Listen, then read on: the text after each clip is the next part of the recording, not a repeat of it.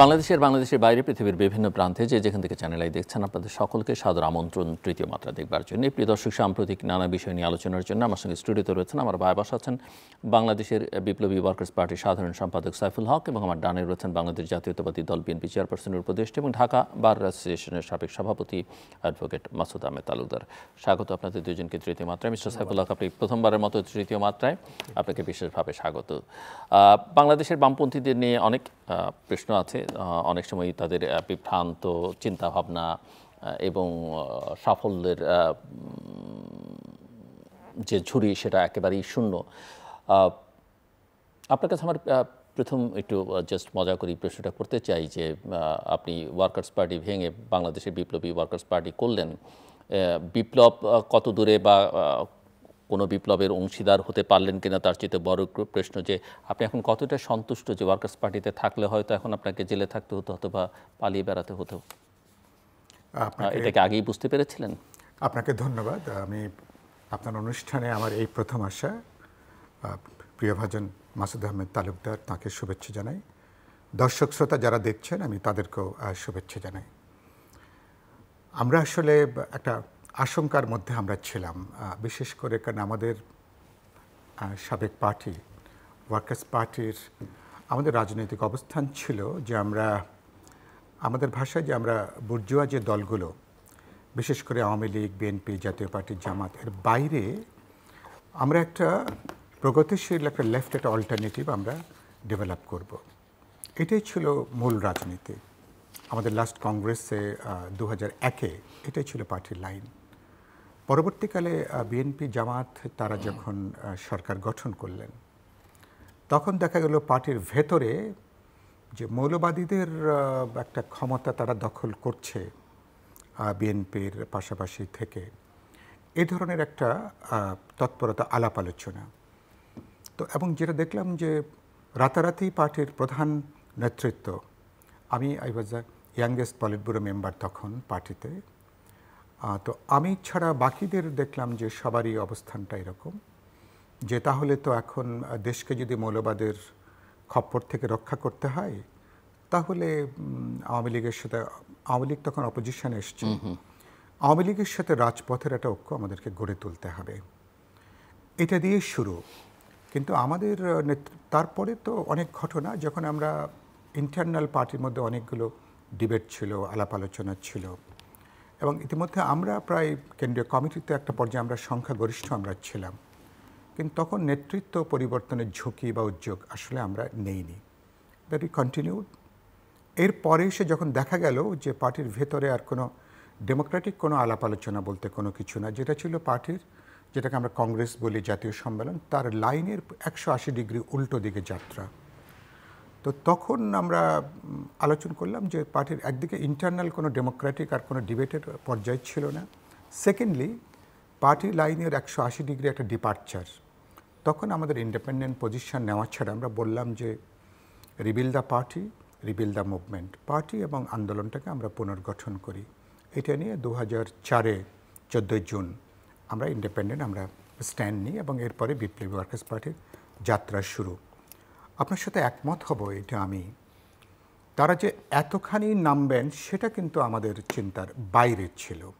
হ্যাঁ, তারা একটা অ্যালাইনমেন্ট করবেন, যাবেন টাবেন, কিন্তু in terms of ideology, in terms of politics, তাদের যে চূড়ান্ত ডিজেনারেশন, বিশেষ করে লেফটের তো একটা বড় একটা অর্জন হচ্ছে মানুষের কাছে তাদের আদর্শিক নৈতিক জায়গাটা, মোরাল যে হাইট, ইথিক্যাল এবং মোরাল হাইটের জায়গাটা ছিল মানুষের কাছে শ্রদ্ধা, মর্যাদা, ভালোবাসার একটা বড় জায়গা।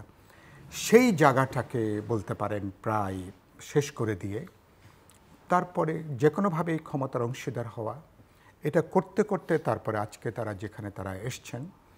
ফলে আমাদের উদ্বেগ ছিল, আশঙ্কা ছিল, আমরা যেটা বলতাম যে এটা লেজুর বৃত্তি, লেজুর বৃত্তি জায়গাটা, মানে গাছেরটা খাওয়া, অর্থাৎ বামপন্থী লেবাসটাকেও ব্যবহার করা, মানুষের কাছে ইভেন লেফটের যেটুকু তার প্রাইড, তার যেটুকু অ্যাকসেপ্টেবিলিটি আছে, আবার একদিকে পাওয়ারের খুদ করা যেটাকে বলি, পাওয়ারের সঙ্গে থেকে এটাকে নেওয়ার, এই যে একটা প্রতিযোগিতা, তো যেটা বলতে পারেন মানে কি বলবো, যেটা চূড়ান্ত একটা মানে অধপতনের জায়গাটা, তো কিন্তু তারা এত নিচে নামবেন সেটা আমাদের জন্য কখনো আমরা চিন্তা করতে পারিনি। এবং আজকে তো বলতে পারেন যে ওই ওয়ার্কার্স পার্টির প্রধান নেতৃবৃন্দের যে পরিণতি, সেটা তো তাদের অতীতের কাজের যে জায়গাটা, এটা আমাদেরকে বিব্রত করে। এটা আমাকে ব্যক্তি হিসাবে, কারণ একটা পর্যায়ে আমরা যে 3-4 জন পার্টির পলিট ব্যুরোর ভেতরেও যারা প্রধানত পার্টির মূল কোর যেটা আমরা ছিলাম, তো যেখানে অনেকের সাথে একটা পারিবারিক সম্পর্ক, বোঝাপড়া, আমি নামটা না উচ্চারণ করলাম, তো এরকম জায়গা, তো তাদের এই পরিণতি এটা আমাকে লজ্জিত করে, এটা আমাকে বিব্রত করে। বাট আবার আপনি খেয়াল করবেন যে আমরা আমাদের 20 বছরের জার্নি, এবার এই 20 বছরের মধ্যে আমরা আবার বলতে পারেন তখন বিএনপি যখন 1 থেকে 6 সাল, তখন আমরা রাজপথে, আমরা বিএনপির সাথে জামাতের অ্যালাইনমেন্টটাকে তখন আমরা এটাকে অপোজ করেছি in terms of ideology, politics. আমরা বলেছি বিএনপির এটা দরকার ছিল না, সেটা আমরা পাবলিকলি বলেছি। তখন আমরা, আপনি নিশ্চয়ই তার সাক্ষী, তখন আমরা রাজপথে 2007-8-এও ফখরুদ্দিন মঈনুদ্দিন আমলেও তখন আমরা যারা যে 2-4 জন সবচেয়ে বেশি অ্যাক্টিভ ছিলেন, ভোকাল ছিলেন রাজপথে, আমি তার মধ্যে আমরাও ছিলাম। এরপরে তো একটা নতুন ফেজ, যেই ফেজে 14, 18 এবং 24-এ এসে আমরা মনে করেছি এখন যে পর্যায়ে পুরো একটা, যেখানে আপনি নিয়মতান্ত্রিকভাবে সরকার পরিবর্তনের পথই বন্ধ, ফলে একটা স্টেট একটা ফ্যাসিজম যেভাবে জায়গা করে নিচ্ছে, একটা ইন্ডিপেন্ডেন্ট নেশন স্টেটের যেটুকু ন্যূনতম সম্ভাবনা ছিল সেটাকে যেভাবে ধ্বংস করে, ক্ষমতাকে যেভাবে একটা দখলদারিত্ব, একদিকে অর্থবিত্ত গড়ে তোলা, একদিকে নতুন একটা জমিদারি ব্যবস্থা যেন প্রত্যয়ন করা, ফলে এই লড়াইতে বিপ্লবী ওয়ার্কার্স পার্টি, আমি আমার সহযোদ্ধারা, আমরা প্রথমে গণতান্ত্রিক বাম মোর্চা, সিপিবি, বাসদ সহ বাম জোট, আমি অনেক চেষ্টা আমরা করেছিলাম যে বাম জোট সহ আমরা একটা বিএনপির পাশাপাশি একটা অল্টারনেটিভ একটা সেন্টার ডেভেলপ করা। আমি আমার অনেক এখন বাম জোট বন্য যারা, তাদেরকে আমরা বিপ্লবী ওয়ার্কার্স পার্টি, গণসংহতি আন্দোলন, আমাদেরকে প্রায় অনেক দীর্ঘ স্ট্রাগল করে তাদেরকে আমরা এটা বোঝাতে পারিনি। যখন সময় এসছে রাজপথে এখন বিএনপি সহ এই ফ্যাসিজমকে যারা বিরোধিতা করেন, একটা ন্যূনতম ঐক্যের ভিত্তিতে রাজপথে দাঁড়ানো দরকার। এটা নিয়ে আমি অনেক লেখালেখি, বইপত্র, আলাপ আলোচনা, পলেমিক্স বহু জায়গাতে, বাট আমরা চেষ্টা করেছি। এবং সেখানে পরবর্তীকালে আমরা গণতন্ত্র মঞ্চ গঠন করেছি। এই গণতন্ত্র এবং যুগপৎ যেটা এসেনশিয়ালি বিএনপি এবং গণতন্ত্র মঞ্চের মধ্যকার বোঝাপড়া, যেটা পরবর্তী 31 দফার মধ্য দিয়ে আমরা যে রাষ্ট্র সরকার পরিবর্তনের আমাদের যে নতুন এজেন্ডা, রিফর্মের এজেন্ডা নিয়ে আমরা যেটা সামনে এসেছি, পরবর্তীকালে সমস্ত দলকে আমরা চেষ্টা করেছি সবাইকে রাজপথে যার যার জায়গা থেকে, একটা কমন জায়গা থেকে এটাকে যুক্ত করা। আজকে আমি মনে করি আমাদের 20 বছরের জার্নিটা, এটার একটা বিরাট একটা সাফল্যের জায়গা, এক ধরনের সেই সাফল্যটা আছে নিশ্চয়ই আমরা আজকে অর্জন করতে পেরেছি। জি, মিস্টার মাসুদ আহমেদ তালুকদার, আপনার কাছ থেকে বুঝতে চাই যে আপনি শুনছিলেন মিস্টার সাইফুল হকের বক্তব্য। বাংলাদেশের রাজনীতির প্রতি, রাজনৈতিক দলগুলোর প্রতি মানুষের এক ধরনের আস্থাহীনতা নানা সময় তৈরি হয়েছে। রাজনৈতিক দলগুলো কখনো কখনো ঘুরে দাঁড়াবার চেষ্টা করেছে, আবার মানুষকে তারা হতাশাগ্রস্ত করেছে। এবং কোনো রাজনীতিকের অধপতন, সেটা বাম ডান যে রাজনীতি করুক না কেন, মানুষকে চূড়ান্তভাবে এটা হতাশ করেছে এবং পুরো রাজনীতির প্রতি বীতশ্রদ্ধ করে তুলেছে। এবং এই যে 14 থেকে 24 বা 9 থেকে 24 যেভাবেই বলি না কেন, বা জুলাই আগস্টের যে অভিজ্ঞতা, সেই অভিজ্ঞতা থেকে আসলে আমাদের রাজনৈতিক নেতৃত্ব শিক্ষা গ্রহণ করে সামনে কি নতুন কিছু উপহার দেবেন বলে মনে হয়? আপনার কি প্রশ্নটা করা এই কারণেই যে এখন পর্যন্ত যারা দৃশ্যমান সামনে নির্বাচনের মধ্য দিয়ে ক্ষমতায় আসবেন, তাদের মধ্যে প্রধান শক্তি হিসেবে বিএনপি বিবেচিত, যদিও অন্য কেউ নিজেদেরকে ইতিমধ্যে অনেক শক্তিমান বলে ভাবতে শুরু করেছেন? আপনাকে ধন্যবাদ জনাব সাইফুল হককে এবং আমাদের বক্তব্য যারা শুনছেন। দেখুন, আজকে সর্ববৃহৎ একটি রাজনৈতিক দল বাংলাদেশ জাতীয়তাবাদী দল বহুবার রাষ্ট্রীয় ক্ষমতায় ছিলেন, রাষ্ট্রের ক্ষমতার বাইরে থেকে আন্দোলন করেছে এবং এই সকল সময়গুলোকে যদি আমরা খুব সতর্কতার সাথে লক্ষ্য করি, তাহলে বিএনপির রাজনৈতিক ব্যর্থতার চাইতে সাফল্যর সংখ্যা অনেক বেশি। বিএনপি অনেক কিছু প্রমাণ করতে পারছে জাতির কাছে। সেটা হলো যে বিএনপি যে রাজনীতি করে, অর্থাৎ জনগণের পক্ষ হয়ে বিএনপি জনগণের জন্য যে রাজনীতি করে, সেটা জনগণের সেই আস্থাটা বিএনপি অর্জন করতে পেরেছে। সেটা রাষ্ট্রীয় ক্ষমতায় থেকেও প্রমাণ করেছে, বিএনপি বিরোধী দলে চলে যাওয়ার পরে বা রাস্তায় আন্দোলনে যাওয়ার পরেও বিএনপি সেটা প্রমাণ করেছে। যেমন বিএনপির রাজনৈতিক সার্থকতা যদি আপনি একটু লক্ষ্য করেন, বিএনপির সঙ্গে সাধারণত বাম আদর্শভিত্তিক রাজনীতি যারা করতেন তাদের সব সময় একটা বৈরিতা ছিল। আপনি দেখবেন কখনো সখ্যতা ছিল না এদের। কিন্তু গত একটা সময় যে 15-16 বছর আপনি, অর্থাৎ 2008, 2014, 2018, 24 এই সময়ের পরিক্রমায় আপনি দেখবেন যে বামের যে একটা বৈপরীত অবস্থান ছিল বিএনপির সঙ্গে, বিএনপি কিন্তু সেটাকে অনেক দূর করতে পেরেছে। অর্থাৎ বিএনপি তার রাজনৈতিক প্রগতি বা প্রগতিশীল রাজনীতির দ্বারা যারা বিএনপিকে অতীতে ভুল বুঝতেন তাদেরকে এটা বোঝাতে সক্ষম হয়েছে যে না, বিএনপি সম্পর্কে যে কারণে আপনারা যে ব্লেমটা দেন বিএনপি আসলে তা না। বিএনপি এটা প্রমাণ করেছে যে বিএনপি কোনো মৌলবাদী রাজনৈতিক দল না। এখন রাজনৈতিক সংগ্রামে, আন্দোলনে অনেক সময় দেখা গেছে একই অবস্থানে থেকে অথবা ভিন্ন ভিন্ন অবস্থানে থেকে একই কর্মসূচি নিয়ে আন্দোলন করতে হয়েছে। এবং যার একটা উৎকৃষ্ট উদাহরণ আমরা আমাদের সামনে আছে, সেটা হলো 90-এর গণ অভ্যুত্থান যেটা আমরা, বা আন্দোলন যেটা ছিল, 3 জোট যেটা ছিল সেটার। এখন আমরা যেটা করলাম, দেখেন আপনি, জনাব সাইফুল্লাহ খুব চমৎকারভাবে বলেছেন যে বিএনপির কাছাকাছি আসা, এই জনাব সাইফুল্লাহের বিপ্লবী ওয়ার্কার্স পার্টি নয় শুধু, এরকম বাম আদর্শে বিশ্বাসী যারা, তাদের সঙ্গে কিন্তু অতীতে বিএনপির যে দূরত্বটা ছিল সেটা অনেক অংশে কমে গেছে।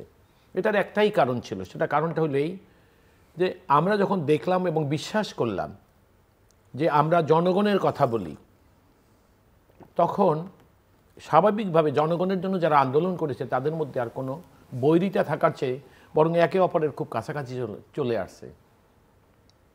আপনি ঠিকই বলেছেন, রাজনৈতিক সরকার যতটা না ব্যর্থ হয়, তার সাথে একটি মহল রাজনৈতিক সরকারকে তাদের সমালোচনার দ্বারা, অর্থাৎ আপনি দেখবেন রাজনৈতিক নেতা বা দল এরা সবচেয়ে বেশি সমালোচিত হয় অরাজনৈতিক ব্যক্তিদের দ্বারা। এবং অরাজনৈতিক ব্যক্তিরা যখন রাজনীতিকে বা রাজনৈতিক দলকে সমালোচনা করে, সেই জিনিসগুলো আপনারা খেয়াল রাখবেন, এগুলো কিন্তু স্থায়ী কিছু না, এটা সাময়িক।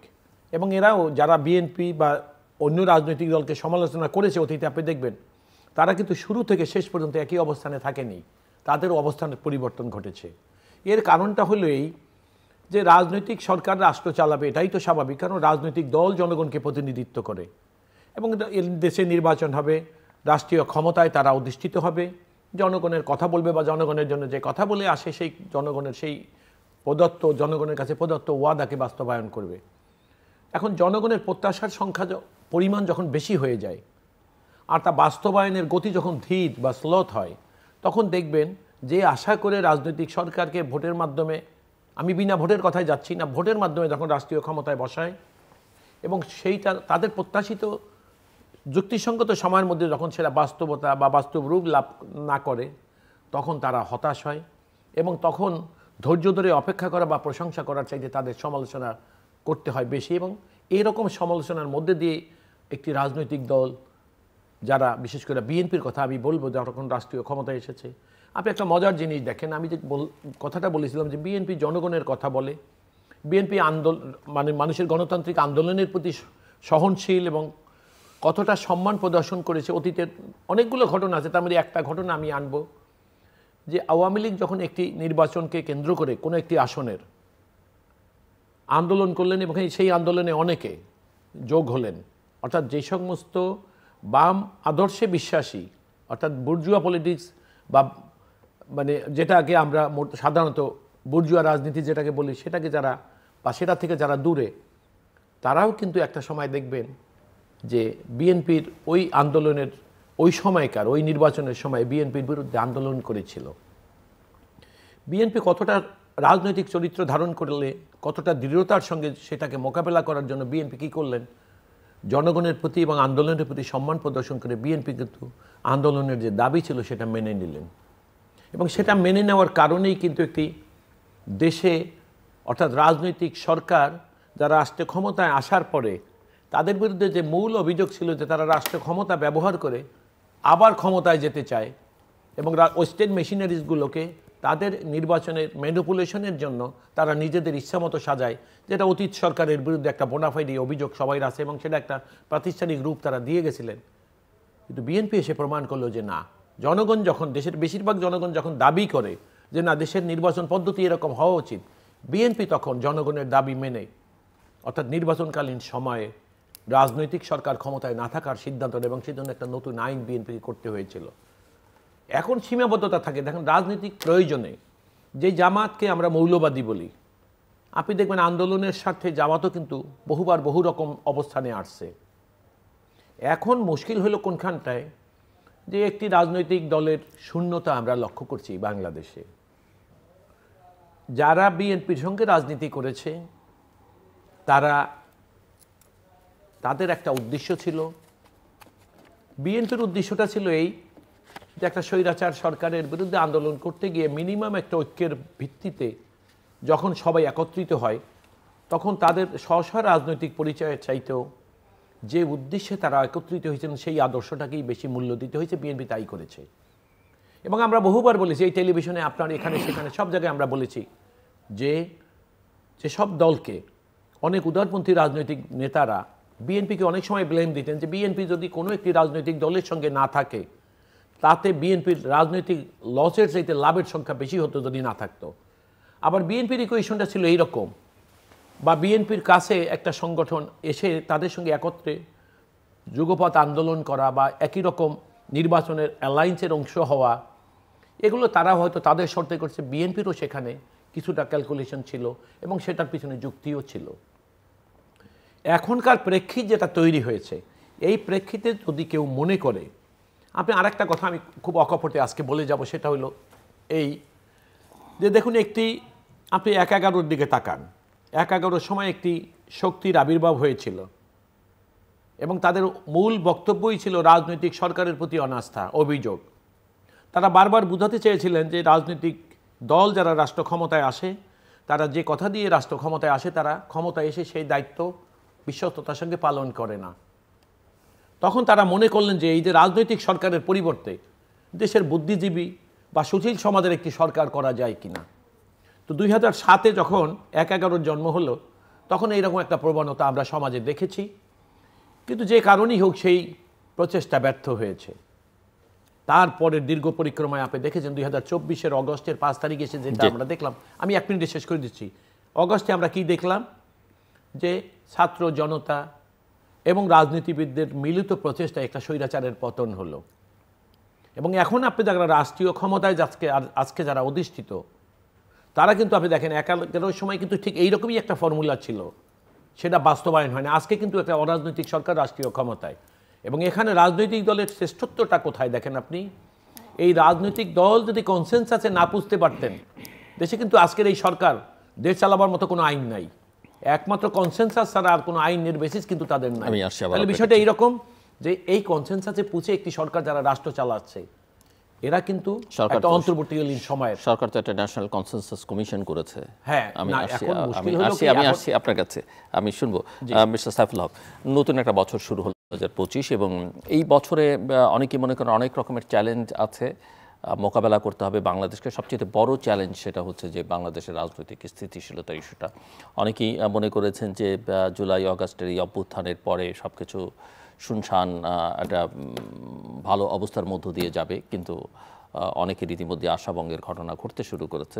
সো আপনি কি মনে করেন যে নির্বাচন এবং সংস্কারের যে বিতর্ক, এবং সেই বিতর্ককে ছাপিয়ে আসলে একটা পলিটিক্যাল স্ট্যাবিলিটির পথে বাংলাদেশ হাঁটতে পারবে, যেতে পারবে ২০২৫-এ?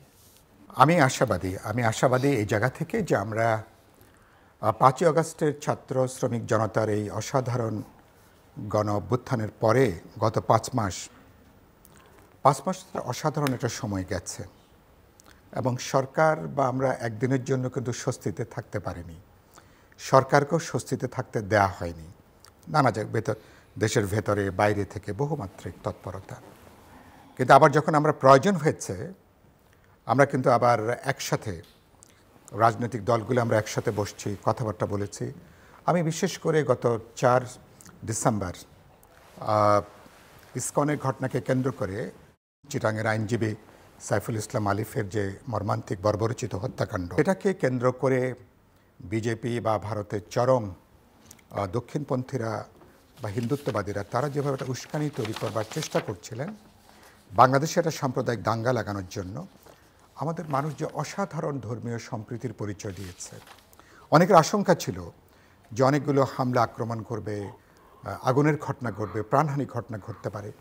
4 তারিখও আমরা প্রধান উপদেষ্টার আহ্বানে যখন রাজনৈতিক দলগুলো আমরা একসাথে আমরা যোগ দিয়েছিলাম, কথা বলেছি, আলোচনা আমরা বলেছি আমাদের আদর্শ নিয়ে, রাজনীতি নিয়ে, ভিশন কর্মসূচি নিয়ে ইন্টারনালি আমাদের নানা প্রশ্নে বিতর্ক থাকতে পারে, দ্বিমত থাকতে পারে, কিন্তু এটা একটা বড় অর্জন। কিন্তু আমরা স্বাধীনতা, সার্বভৌমত্ব, জাতীয় স্বার্থ, জাতীয় নিরাপত্তার প্রশ্নে আমরা দলগুলো একসাথে আমরা দাঁড়াবো। এবং যে কথাটা ওদিন আমি নিজেও বলেছি যে এবারকার অভ্যুত্থানের মধ্য দিয়ে বাংলাদেশের এক ধরনের রেজারেকশন হয়েছে, তার এক ধরনের পুনরুত্থান হয়েছে। একটা ইন্ডিপেন্ডেন্ট একটা ন্যাশনাল স্টেট কিভাবে দাঁড়াতে পারে, একটা আত্মমর্যাদা নিয়ে, একটা সার্বভৌম চৈতন্যটা নিয়ে, সেই জায়গাটা মনে করি এটা একটা ভিত্তি জায়গাটা, এটা অভ্যুত্থানের একটা বড় একটা অর্জন। আর তারপরে এখন ধরুন যেহেতু রাজনীতিটার সামনে প্রত্যেকের নিজস্ব এজেন্ডা আছে, কর্মসূচি আছে, রাজনীতি আছে, ট্যাকটিক্যাল ম্যানুভারিং আছে, আগামী নির্বাচন কেন্দ্র করে রাজনৈতিক মেরুকরণের বহুমাত্রিক তৎপরতা আছে। আর আমি আরেকটা খুব ইতিবাচক মনে করি যে ইতিমধ্যে 15-16টা যে কমিশন যেটা গঠন হয়েছে, একটু আগে মাসুদ ভাইকে আপনি যেটা উল্লেখ করছিলেন, সরকার যে জাতীয় ঐক্যমত কমিশন যেটা গঠন করেছেন, আমি এটাকে ইতিমধ্যে পজিটিভলি এটাকে আমি দেখেছি। সেটা এই জায়গা থেকে নানা প্রশ্ন আলোচনা হবে, কথাবার্তা হবে। জানুয়ারির মধ্যে যদি রিপোর্টগুলো সব চলে আসে, অধিকাংশ চলে আসবে গুরুত্বপূর্ণ। ফেব্রুয়ারি থেকে জাতীয় ঐক্যমত কমিশন তারা যদি কাজ শুরু করেন, এটা আমি মনে করি এটা একটা টার্নিং পয়েন্ট হতে পারে। আমি এ ব্যাপারে আমি একটু আশাবাদী এই কারণের জন্য, কারণ অনেকগুলো রিফর্মের ব্যাপারে আমাদের প্রায়র কমিটমেন্ট আছে পাবলিকলি। আমরা 5ই আগস্টের পরে ঘুম থেকে জেগে উঠে কথাটা বলিনি। আমরা বিপ্লবী ওয়ার্কার্স পার্টি আগে থেকে বলেছি, গণতন্ত্র মঞ্চ আগে থেকে বলেছে, বিএনপির সাথে আমাদের যুগপথে যারা আমরা শরিক, আমরা 31 দফার সুনির্দিষ্ট প্রস্তাবনা দিয়েছি। তার মানে অনেকগুলো জনগণের কাছে আমাদের অঙ্গীকার আছে, these are the things to be done. রাষ্ট্র, সরকার, সংবিধান, ডেমোক্রেটিক ইনস্টিটিউশনস অথবা আমাদের সাংবিধানিক প্রতিষ্ঠান বা গুরুত্বপূর্ণ যা যেখানে যেখানে আছে। আর সেদিক থেকে এবার সংস্কার কমিশনের যে আলোচনাগুলো উঠে আসছে, অনেকগুলো ব্যাপারে আমি মনে করি যদি সঠিক উদ্যোগ নেওয়া যায় কিছুটা কনসেনসাস গড়ে তোলা সম্ভব। সরকার দাঁড়াবে কোথায়? সরকার দাঁড়াবে কনসেনসাসের বটম লাইন যেখানে যেখানে মেজর স্টেক হোল্ডাররা, রাজনৈতিক দল বলি, গুরুত্বপূর্ণ স্টেক হোল্ডার, এমনকি ছাত্র তরুণরাও, আমি সবাইকে যুক্ত করে যদি বলি তাহলে নানা প্রশ্ন হতে পারে। সরকারকে বহু জায়গায় আপনি পুশ করতে পারেন, কিন্তু আপনি যদি ঠিক থাকেন যে আমরা এইবারে যদি কনসেনসাস বিল্ড আপ হয়, অনেকগুলো প্রশ্ন আছে যে ব্যাপারে এখনই নির্বাহী আদেশ দিয়ে বিধি প্রণয়ন করে নির্বাচন কমিশন সংস্কার থেকে শুরু করে গোটা প্রশাসন, ল এনফোর্সিং এজেন্সিজ বা এমনকি জুডিশিয়ারি, অনেকগুলো প্রশ্ন, মাসুদ ভাই নিজে জুডিশিয়ারির লোক, অনেকগুলো জায়গা আছে যেগুলো আমাদের কাছে একটা বোঝাপড়ার প্রশ্ন আছে। আমরা এখনই সিদ্ধান্ত গ্রহণ করতে পারবো ফেব্রুয়ারি মার্চের মধ্যে। বাকি যে প্রশ্নগুলো গুরুত্বপূর্ণ ইস্যু, কনস্টিটিউশনের রিফর্ম বলি অথবা রিরাইট করবার প্রশ্ন বলি, সেগুলো যদি আপনি একটা ন্যাশনাল যদি আপনি একটা বোঝাপড়া তৈরি করতে পারেন, তাহলে এটা এক ধরনের অ্যাগ্রিমেন্ট তৈরি হবে। 72 সালে বোঝাপড়া ভেঙে পড়েছে, তাহলে 53-54 বছর পরে আমি মনে করি এবার গভর্নমেন্টের জন্য সবচেয়ে বড় চ্যালেঞ্জের জায়গাটা হলো সাউথ আফ্রিকার নেলসন ম্যান্ডেলার নেতৃত্বে যারা যে একটা ন্যাশনাল রিকনসিলিয়েশনের প্রসেস তারা শুরু করতে পেরেছিলেন, ব্যক্তিগত, পেশাগত, দলগত হেট্রেড বাদ দিয়ে এরকম একটা, অর্থাৎ একটা নেশনের স্বার্থের জায়গাটাকে সমস্ত মানুষকে যুক্ত করা, যারা দশকের পর দশক নির্যাতিত হয়েছেন যারা শ্বেতাঙ্গদের হাতে, সেটাকে কিছুটা পাশ কেটে যে কীভাবে একটা নেশনকে তারা ইন্টিগ্রেট করবেন, সমন্বিত করবেন, নতুন বোঝাপড়া তৈরি করবেন, আমি মনে করি, আমি জানি না প্রফেসর ইউনুস সেটা সক্ষম হবেন কিনা। তার জন্য অসাধারণ একটা সুযোগ এবার তৈরি হয়েছে, আলাপ আলোচনা করে নতুন একটা বোঝাপড়া, নতুন সমঝোতা, নতুন একটা ন্যাশনাল রিকনসিলিয়েশনের প্রসেসটা শুরু করা। এবং যেহেতু রাজনৈতিক দলগুলো প্রত্যেকে রিফর্ম চান, প্রত্যেকে পুরনো জমানাকেও আমরা ফিরতে চাই না, পুরনো ফ্যাসিস্ট জমানাকে ফিরতে চাই না, পুরনো দখলদারিত্বের জায়গায় কেউ ফিরতে চায় না। আমরা এটা ডেমোক্রেটিক প্রসেস এনশিওর করতে চাই, যেটা মানবিক হবে, ট্রান্সপারেন্ট হবে, যেটা জবাবদিহিমূলক হবে। আমি নিশ্চয়ই মনে করি এই সুযোগটা যদি আমরা উইজডমের পরিচয় দিতে পারি, প্রজ্ঞা এবং দূরদর্শিতা, মনে করি অনেকখানি অর্জন করা যাবে।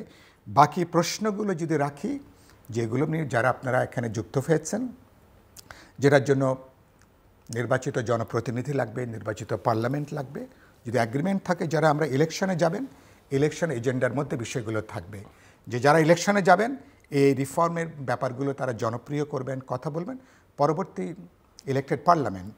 এবং আমি বিশ্বাস করি যে 2025 সালের মধ্যে নির্বাচন হওয়া সম্ভব। আমার আত্মবিশ্বাসের কারণটা কি?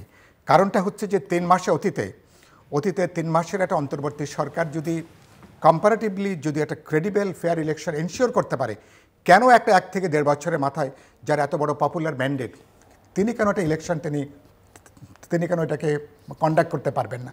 আবার ইতিমধ্যে ইলেকশন কমিশন গঠন হয়েছে, তারা খসড়া ভোটার তালিকা এখন তারা প্রণয়ন করেছেন, বাড়ি বাড়ি যাওয়া তারা শুরু করবেন। যদি আমি বলেছি সরকারের যদি ডাবল ইঞ্জিনের গতি যদি যুক্ত করা যায়, আগামী মার্চ এপ্রিলের মধ্যে ভোটার তালিকাটা হালনাগাদও করে ফেলা সম্ভব। তার মানে এপ্রিল মে মাসের মধ্যে প্রত্যেকে প্রস্তুত, সরকার এবং ইলেকশন কমিশন, পলিটিক্যাল পার্টি, তখনই আপনি কিন্তু সুনির্দিষ্ট দিন তারিখ, এটা তো ইলেকশন কমিশন ডিক্লেয়ার করবে। আমি মনে করি সেপ্টেম্বর, অক্টোবর, নভেম্বর, লেটেস্ট ডিসেম্বরের মধ্যে আগামী জাতীয় সংসদ নির্বাচনের রোডম্যাপ, মানে সুনির্দিষ্ট দিন তারিখ সহ এটা ডিক্লেয়ার করার বাস্তবে এটা সম্ভব। এটা মানুষেরও প্রত্যাশা। এটা লাস্ট বাক্যটা বলি, যেটা মাসুদ ভাই একটু উল্লেখ করেছিলেন, একটা অনির্বাচিত সরকার যার ডেফিনিট কোনো জবাবদিহিতা নাই, আর যার কোনো অ্যাকাউন্টেবিলিটি নাই, যার বিশেষ কোনো কনস্টিটিউয়েন্সি নাই, যার কাছে তিনি জবাবদিহি করবেন। সুতরাং এটা যত লম্বা সময় থাকে এটা অনেক বেশি ঝুঁকি, এটা সরকারের জন্য এটা ঝুঁকিপূর্ণ, আর রাজনৈতিক দল তো বটে। আর যে সময় এইবারকার আমাদের এই আপরাইজিংকে ব্যর্থতার জায়গায় নেবার জন্য নানা ধরনের ছক আমরা দেখেছি গত 5 মাসে, যেখানে এরকম একটা বিপদের মুখে সেখানে একটা ইলেকটেড পপুলার গভর্নমেন্টের তার যে পলিটিক্যাল অথরিটি থাকে, মোরাল অথরিটি, পলিটিক্যাল অথরিটি, যেটা একটা আনইলেক্টেড গভর্নমেন্টের তার যতই গুড উইশেস থাকুক না কেন, এটা আখেরে এটা সম্ভব না।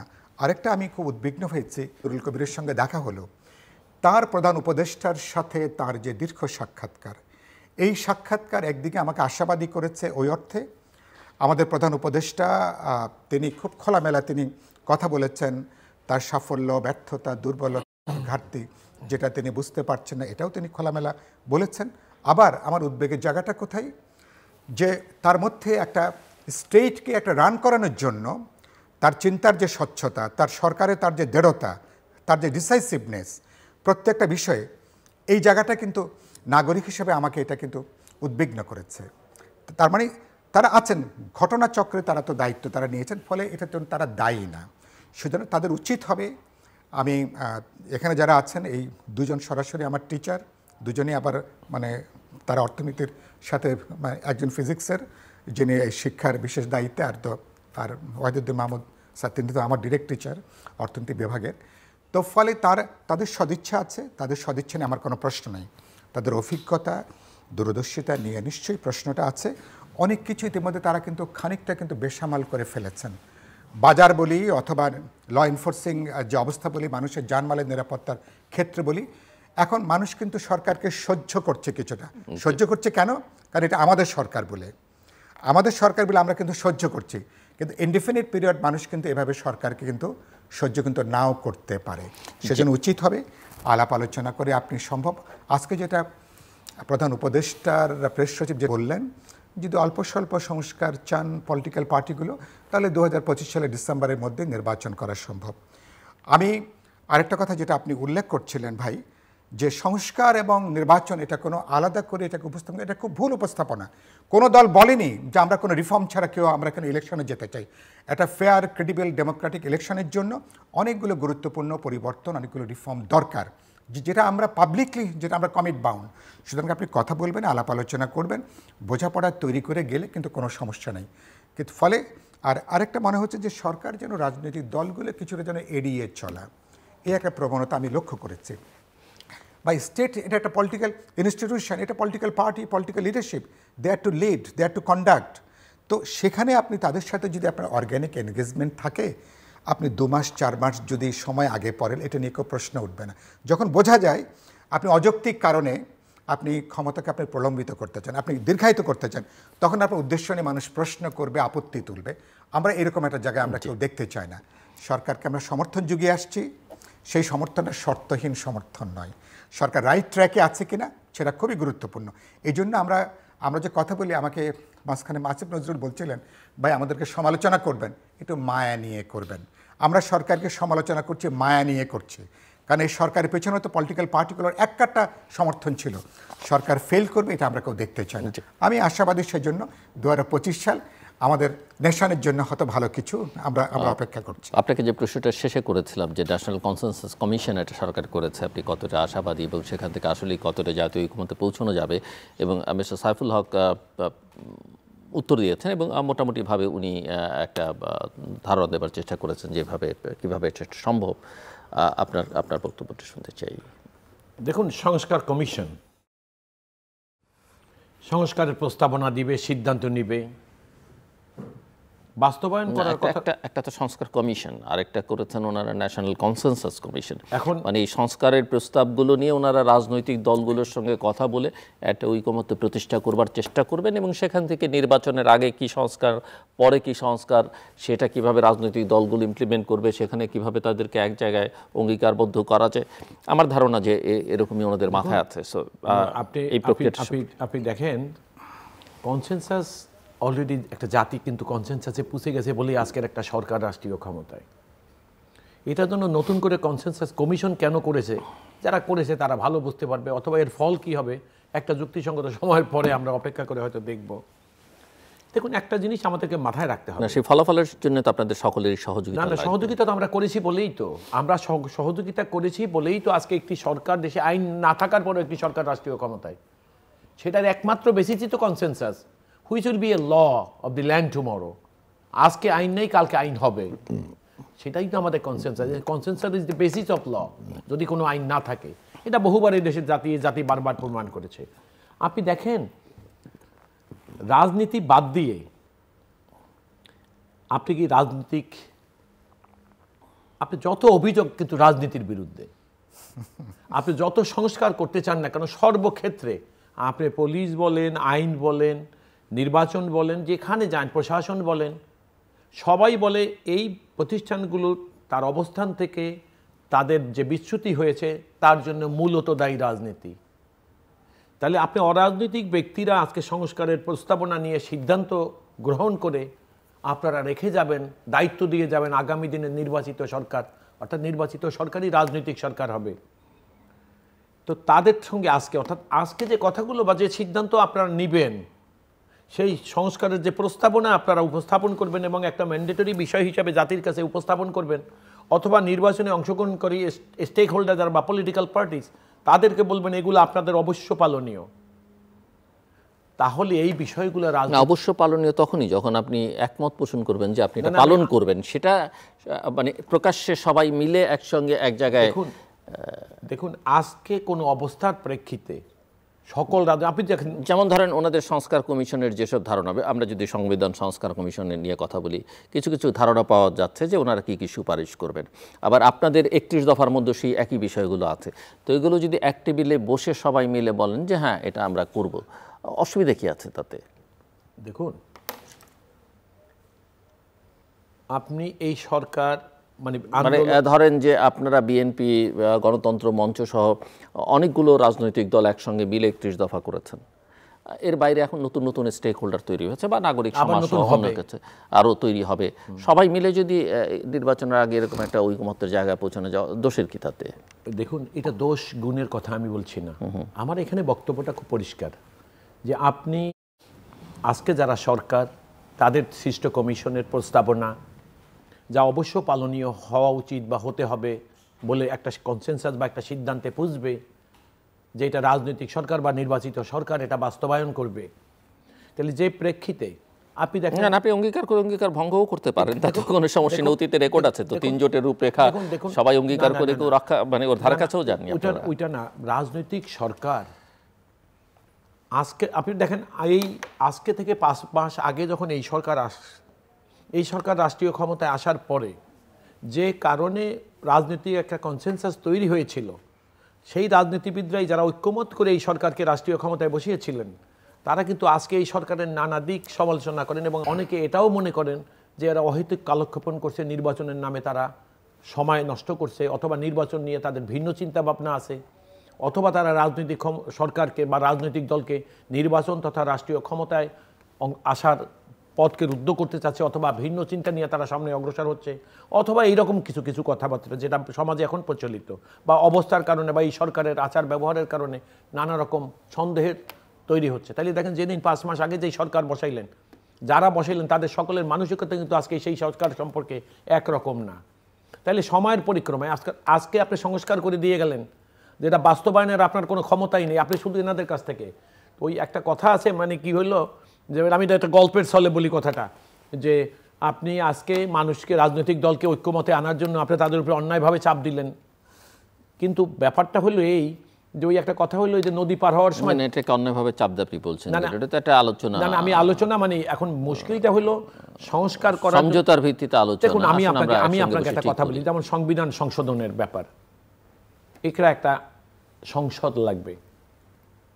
আপনি আজকে যারা সংস্কার, আপনি দেশের সংবিধানকে রিরাইট বলেন অথবা সংশোধন বলেন, যেটাই করেন না কেন, আজকে কোনো ঐক্যমতের ভিত্তিতে আপনি এটা করতে পারবেন, আপনার প্রস্তাবনা দিতে পারবেন, কিন্তু এটা করার জন্য একটা সংসদ লাগবে, একটা সংসদ হইতে একটা নির্বাচন লাগবে। সেটাই যদি হয় ঐক্যমত্য প্রতিষ্ঠা হয় যে আমরা ক্ষমতায় গিয়ে এই কাজগুলো করব সবাই মিলে, আমরা একমত। ঐক্যমতে আজকে পুষবে, পোছা যাবে, অথবা এই সরকারের আয়ু শর্ট করার জন্য রাজনীতিবিদরা তো যতটা বোকা সবাই মনে করে, রাজনীতিবিদরা তো অত বোকা না, অতি চালাক। আমার বক্তব্য হলো রাজনীতিবিদরা এনাদেরকে মোটামুটি একটা বুঝ ব্যবস্থা দেওয়ার জন্য একসময় ঐক্যমতে পুষবে, কিন্তু যেদিন বাস্তবায়নের মুখোমুখি হবে সেইকাল তখনকার সময় আর আজকের ঐক্যমত দুইটা জিনিসকে কতটা ম্যাচ করে, দুইটা কতটা সময় উপযোগী বা সময় ওইটাকে আজকের ওয়াদা অনুসারে বাস্তবায়নযোগ্য মনে করে, সেটা কিন্তু ওই সময়ের মুখোমুখি হওয়ার আগে আজকে এই কথা থেকে ধরে নেওয়া যায় যে আপনারা অঙ্গীকার করবেন, তখন বলবেন যে বাস্তবায়ন নয়। কথাটা ঠিক এইরকম না। কথাটা হলো যে আপনি আজকে যা বললেন, 2 বছর পরে যখন আপনি বাস্তবায়নে যাবেন, আজকে সময় বা প্রেক্ষিত 2 বছর পরের প্রেক্ষিত এক কিনা, তাহলে সেটা না হলে আপনি তো জনগণের ম্যান্ডেট নিয়ে রাষ্ট্রীয় ক্ষমতায় আসবেন, যে সরকারই আসেন, যে দলই আসেন, তো জনগণের ম্যান্ডেট নিয়ে যখন রাষ্ট্রীয় ক্ষমতায় আপনি আসবেন, তখন আপনার অথরিটি এক্সারসাইজ করার সময় আপনাকে খেয়াল রাখতে হবে যে অতীতের যে সকল বিষয়গুলো বা যে কথাগুলো আমরা একটা ঐক্যমতের ভিত্তিতে, জনগণ তো আপনাকে ম্যান্ডেট দেবে আপনার ম্যানিফেস্টো দেখে, আপনার ইশতেহার দেখে, অঙ্গীকার দেখে, সেটা দেখেই তো একটি রাজনৈতিক দল নির্বাচনের আগে যে সকল ম্যানিফেস্টো দেয়, আমি নিশ্চিত করে বলতে পারি পৃথিবীর কোনো দেশ তার ম্যানিফেস্টোর 100% বাস্তবায়ন করেছে। 100% কেউ প্রত্যাশা করে না, অর্থাৎ 50%ও পারেনি। তাহলে বিষয়টা হলো এইখানটায় যে আপনি নির্বাচনের জন্য একটা ম্যান্ডেট মানুষকে দিবে, মানুষ আলোচনা করবে, সমালোচনা, এবং অপেক্ষাকৃত ভালো কোনটা সেইটা মানুষ গ্রহণ করার চেষ্টা করবে যদি একটা ফেয়ার নির্বাচন হয়। এইটাই হলো স্বাভাবিক, এবং গণতন্ত্র মনা মানুষ বা রাজনৈতিক দলের আন্দোলন যারা করে তাদের কিন্তু বিষয়টা ওইটা। তো আমার বক্তব্য হলে দেখেন, রাজনৈতিক সংস্কার করবেন আপনি এই যে জায়গাগুলা, আমি সবসময় একটা কথা বলে আসছি যে দেখেন, মানসিকতা, বিচার ব্যবস্থা কিন্তু স্বাধীন। আজকে এই যে সংস্কার কমিশন কি করতেছে এবং যেটা অল্প দিনের মধ্যে আপনারা ঘোষণা পাবেন, সেটা কি, যে বিচার ব্যবস্থার জন্য আলাদা একটা সংস্থাপন লাগবে, অর্থাৎ আলাদা একটা সেক্রেটারিয়েট থাকতে হবে। এইটুকুই হলো। এইটা যদি সংস্কার হয় আর সেই আলাদা সেক্রেটারিয়েটে বসে কালকে বিচার ব্যবস্থা, তারা যে আবার স্বৈরাচারী হবে না। পুলিশ একটা ইন্ডিপেন্ডেন্ট প্রতিষ্ঠান ছিল, এদেশের ব্যুরোক্রেসি জনগণের, কিন্তু আমরা অতীতের সময়গুলোয় আমরা কি দেখেছি যে ব্যুরোক্রেসি জনগণের পক্ষ ত্যাগ করে একটি রাজনৈতিক সরকার সে অরাজনৈতিকভাবে বা বিনা ভোটে নির্বাচন ক্ষমতা দখল করার পর ব্যুরোক্রেসির মধ্যে একটা প্রতিযোগিতা চলছে যে কে সরকারের কাছে যাবে। এবং আপনি দেখবেন এইরকম প্রতিযোগিতা যখন হয় তখন যোগ্য লোকরা পাশ কেটে পড়ে যায় আর অযোগ্য লোকের প্রতিযোগিতায় তারা জায়গা দখল করে নেয়। তো এটা যদি আপনি ব্যুরোক্রেসির মধ্যে থাকে, তারপর পুলিশের মধ্যে আপনি এটা দেখেন, বিচার ব্যবস্থা এটা দেখেন, আপনি নির্বাচন কমিশনে যাবেন, আপনি অতীতের নির্বাচন কমিশন দেখেন। এই অবস্থাগুলো যদি এভাবে চলতে থাকে, আপনি তাদেরকে কিভাবে সরাবেন যদি মানসিকতার সংস্কার না হয়?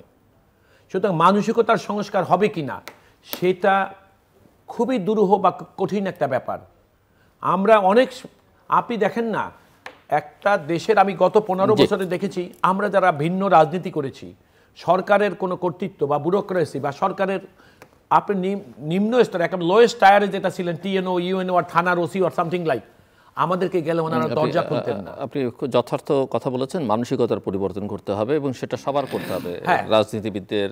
না, এবং আমি এই কথা লাইন কথা, আপনার কথাটা আমি কনক্লুশনে ওইভাবে আসতে চাচ্ছিলাম যে আজকে এই যে সরকার রাষ্ট্রীয় ক্ষমতায়, তারা যদি মনে করেন যে সংস্কার বিষয়টা কেবলমাত্র তারা বুঝেন এবং তাদের হাতে অথরিটি আছে রাজনীতিবিদদেরকে তাদের ইচ্ছার বিরুদ্ধে হইলে ঐক্যমতে পুষিয়ে তাদের কাছ থেকে কথা আদায় করে নিয়ে আমরা নির্বাচন দিব, এটা বোধহয় তাদের ধারণা ভুল হবে এরকম মনোভাব থাকলে। আমি আরেকটা কথা বলবো, আমি 1 মিনিট শেষ করে দিচ্ছি।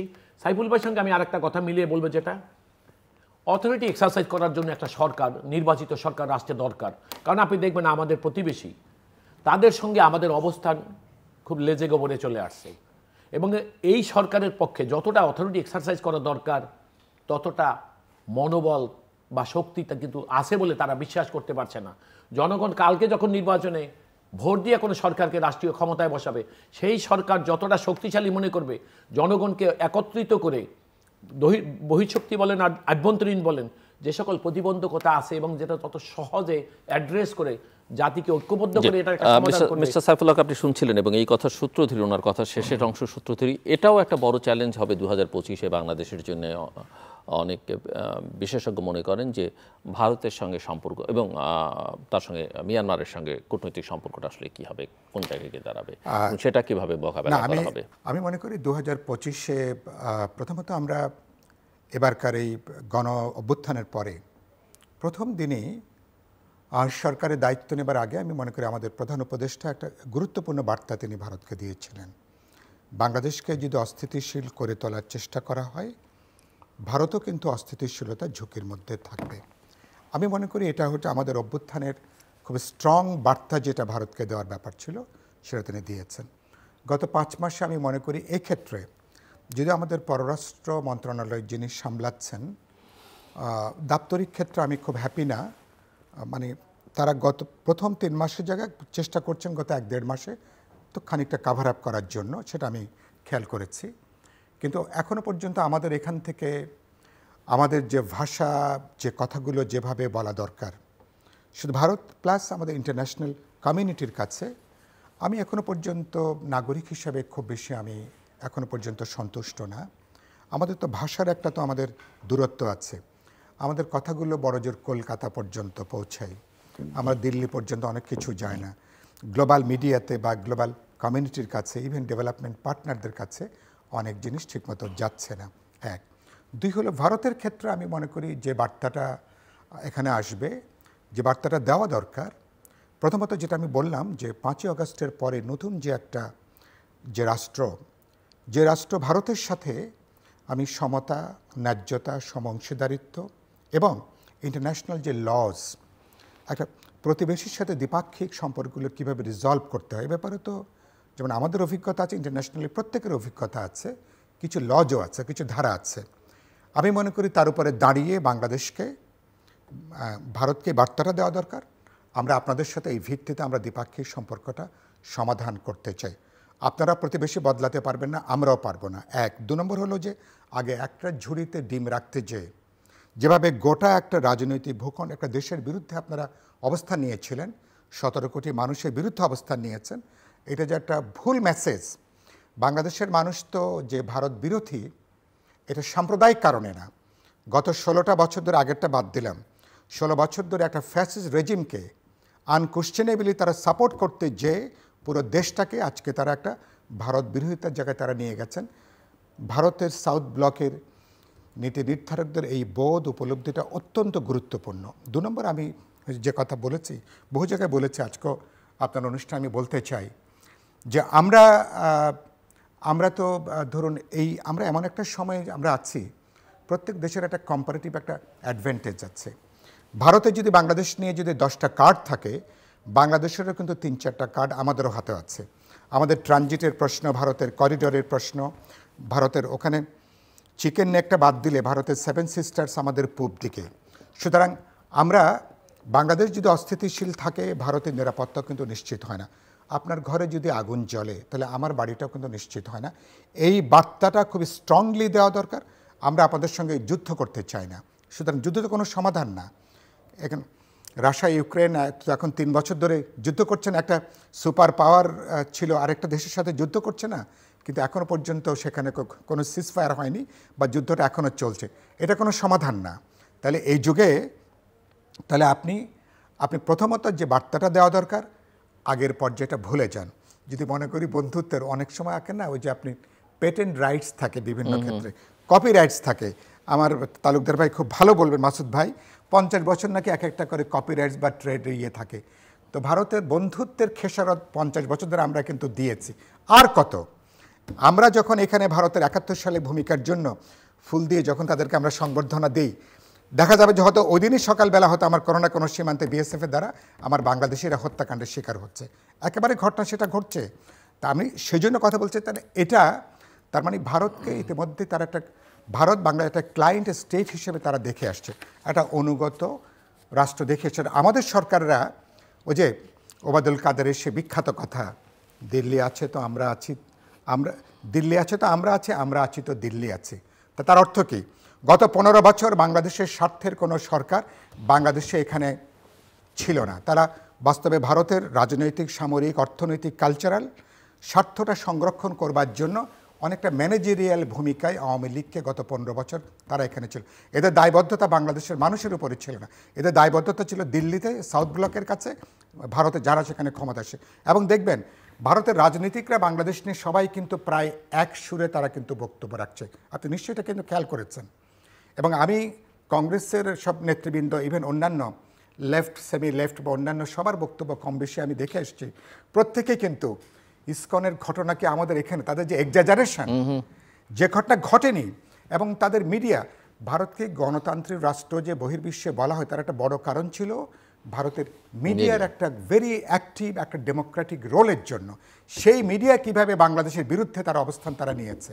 সুতরাং এই যে কাউন্টার যে হেজিমনি, কাউন্টার আপনার ক্যাম্পেইনের কাজটা, আমি মনে করি 2025 সালে আরেকটা কথা আমি বলতে চাই, বাংলাদেশে যদি একটা পপুলারলি ডেমোক্রেটিক ইলেক্টেড যদি গভর্নমেন্ট হয়, বরঞ্চ ভারতের জন্য সেটা অনেক বেশি গুরুত্বপূর্ণ যে তারা সমতা, ন্যায্যতা, সমঅংশীদারিত্ব নিয়ে, মর্যাদা নিয়ে, মানুষের পপুলার ম্যান্ডেট নিয়ে, তাহলে বৃহৎ প্রতিবেশীর সাথে তারা বরঞ্চ বসবাস করতে পারবে।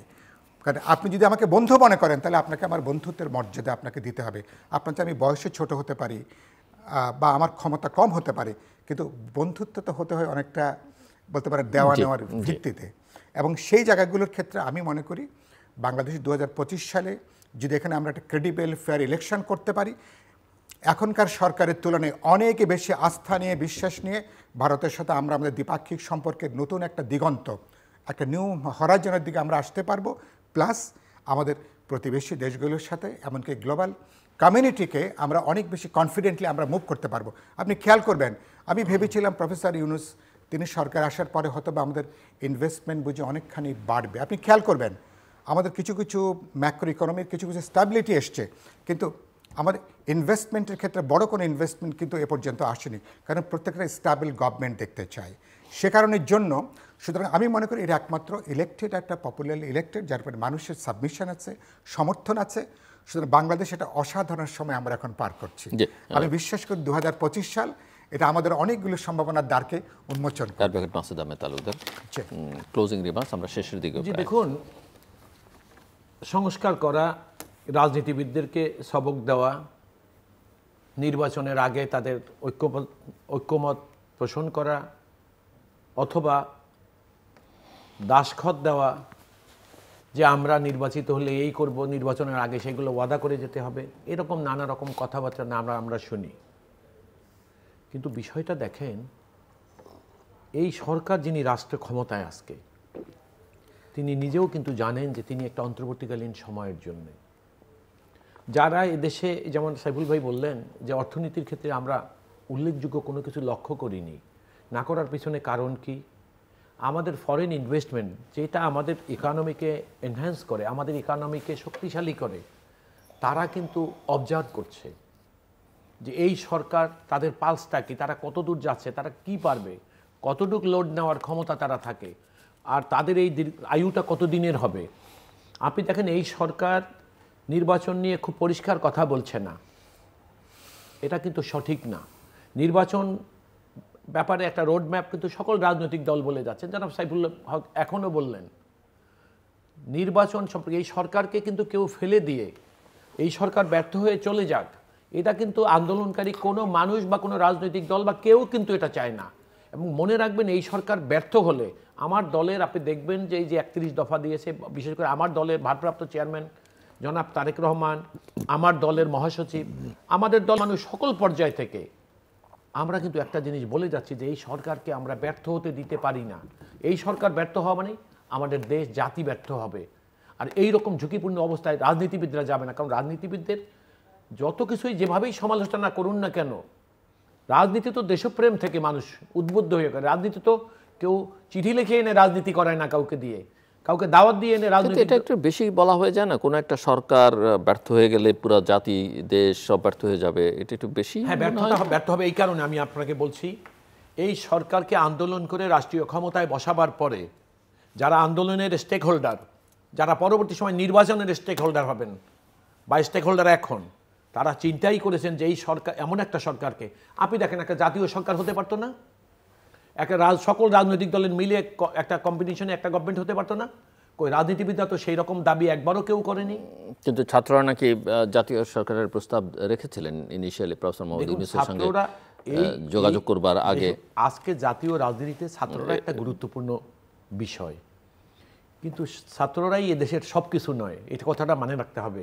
এই আন্দোলন যেটা আজকে সার্থকতার মুখ দেখেছে, একটা স্বৈরাচারের পতন হয়েছে, ছাত্রদের ভূমিকা অনস্বীকার্য। এবং আপনারা লক্ষ্য করবেন, এই বাংলাদেশের ইতিহাসে আমরা যত পরিবর্তন দেখেছি, ছাত্রদের অংশগ্রহণ ছাড়া কোনো পরিবর্তন এই জাতি অর্জন করতে পারেনি, কখনো পারে নাই।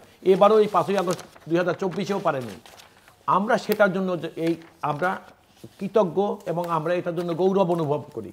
কিন্তু মনে রাখতে হবে, একটা ঐক্যবদ্ধ জাতি হয়েছিল বলেই, সেটা রাজনৈতিক অরাজনৈতিক ব্যক্তির সমন্বয়ে, সে কারণে কিন্তু স্বৈরাচারের পতন ত্বরান্বিত হয়েছে। শেষ করতে হবে আপনাকে।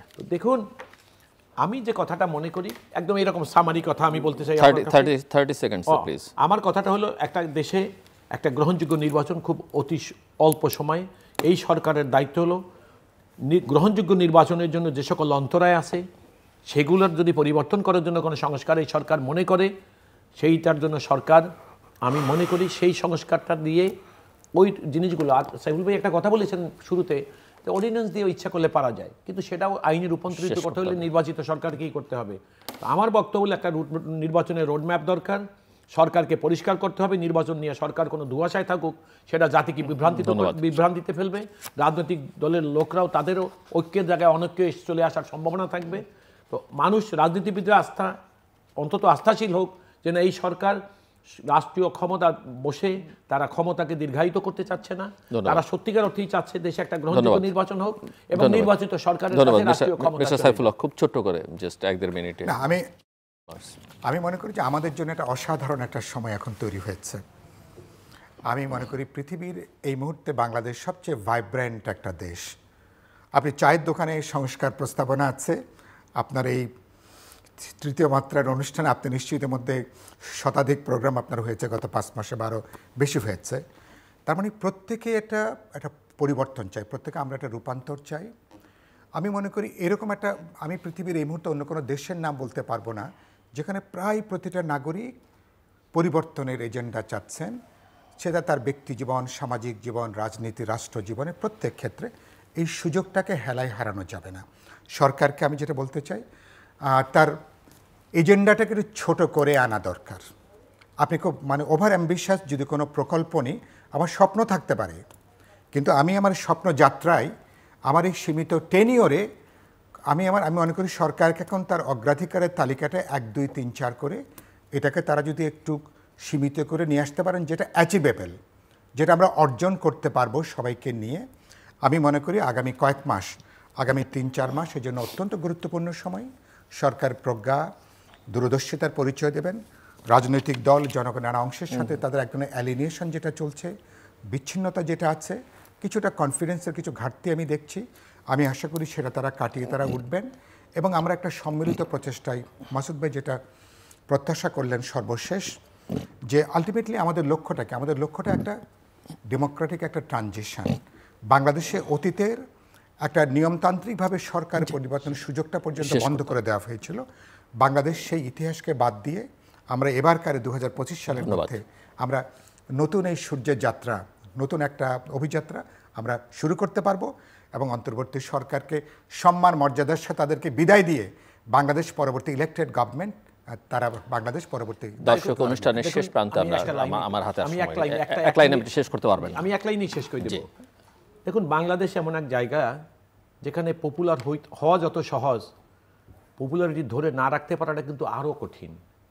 যত তাড়াতাড়ি অর্জন করা যেটা হারিয়ে ফেলতে কিন্তু অত বেশি সময় লাগে না। এই কথাটা মনে রাখতে হবে যারাই আজকে যেটা নিয়ে আমরা সবার জন্য প্রযোজ্য সেটা। অনুষ্ঠানের শেষ প্রান্তে আমরা সামাজিক যোগাযোগ মাধ্যম ফেসবুক, এক্স এবং ইউটিউবে রীতিমতো লাইভ স্ট্রিম হচ্ছে, আপনারা দেখতে পারেন। টেলিভিশনের পর্দায় দেখতে না পারলে যে কোনো সময় যে কোনো স্থান থেকে ইউটিউবে রীতিমতো চ্যানেলটি সাবস্ক্রাইব করে পুরোনো পর্বগুলো আপনারা দেখতে পারেন। অ্যাডভোকেট মাসুদ আহমেদ তালুকদার এবং মিস্টার সাইফুল্লাহ, অসংখ্য ধন্যবাদ এই আলোচনা করবার জন্য। দর্শক, আমার অতিথিরা দুজন রাজনীতিক কথা বলছিলেন। একজন বলছিলেন যে এই সরকারকে ব্যর্থ হতে দেওয়া যাবে না, এবং সরকার ব্যর্থ হলে, দুজনেই অবশ্যই কথা বলেছেন, এবং সরকার ব্যর্থ হলে দেশ জাতি ব্যর্থ হয়ে যাবে। আমার কাছে সেটা মনে হয় না। কোনো ব্যক্তি ব্যর্থ হলে, কোনো সরকার, একটা বিশেষ সময় সরকার ব্যর্থ হয়ে গেলে একটা জাতি বা দেশ ব্যর্থ হয়ে যায় না। তবে সুযোগ যেটা এসছে, আরেক অতিথি বলছেন, সেটাকে হেলায় হারানো যাবে না। এই সুযোগটাকে আসলে আমাদের সবাই মিলে কাজে লাগাতে হবে, এবং কাজে লাগাবার জন্যে ওনারা একসুরে কথা বলেছেন। সরকারের বেশ কিছু দুর্বলতা ইতিমধ্যেই উন্মোচিত হয়েছে। সরকার প্রধান নিজেও স্বীকার করে নিয়েছেন যে তাদের রাজনৈতিক অভিজ্ঞতা নেই, প্রশাসন চালাবার অভিজ্ঞতা নেই অনেকেরই তাদের, এবং নানা রকমের সীমাবদ্ধতা, দুর্বলতা আছে। সেগুলোকে কাটিয়ে উঠবার জন্য যেটা সবচেয়ে জরুরি সেটা হচ্ছে যে তাদের এজেন্ডাকে ছোট করে নিয়ে আসা, সীমিত করে নিয়ে আসা, এবং মূল কাজটা তাদের মূল নজরটা এখন দেওয়া দরকার জাতীয় সংসদ নির্বাচনের দিকে। এটি অবাধ, অংশগ্রহণমূলক, গ্রহণযোগ্য, শান্তিপূর্ণ এবং আন্তর্জাতিক মানের একটা নির্বাচন অনুষ্ঠানের দিকেই তাদের প্রধানত মনোযোগ দেওয়া দরকার। নির্বাচিত হয়ে একটি সরকার আসবে, সেই সরকার সব করে ফেলবে, এটা কেউই আশা করে না। কিন্তু একটা যাত্রা শুরু এবং তার এক ধরনের অথরিটি তৈরি হয়, তার ভিত্তিতে কিছু কাজ আশা করা যেতে পারে। কিন্তু একেবারে প্রচুর জনসমর্থন নিয়েও কিন্তু একটি সরকার ভীষণভাবে অগণতান্ত্রিক হয়ে উঠতে পারে। আমরা চাই না বিগত দিনের যে অভিজ্ঞতা আমাদের, বিশেষ করে জুলাই আগস্টের যে অভিজ্ঞতা, সেগুলো চোখে দেখবার পরে ভবিষ্যতে কোনো রাজনৈতিক শক্তি আর ওই পথে হাঁটবেন, স্বৈরতান্ত্রিক পথে হাঁটবেন। কাজেই সেই জায়গায় একটা আশার জায়গা। আমরা আশা করি যে যত দ্রুত নির্বাচন হবে এবং এটা ভালো নির্বাচন হবে, তাতে করে দেশের কল্যাণ হবে। যারা আজকে রাষ্ট্র ক্ষমতায় আছেন তারাও একটা ভালো নির্বাচন উপহার দেবার জন্য কৃতিত্ব দাবি করতে পারবেন, এবং রাজনৈতিক দল যারা ক্ষমতায় যাবেন তাদের কাছে তো আমাদের প্রত্যাশা থাকবে। আমাদের সঙ্গে থাকবার জন্য অসংখ্য ধন্যবাদ। আপনাদের সবার জন্য শুভকামনা।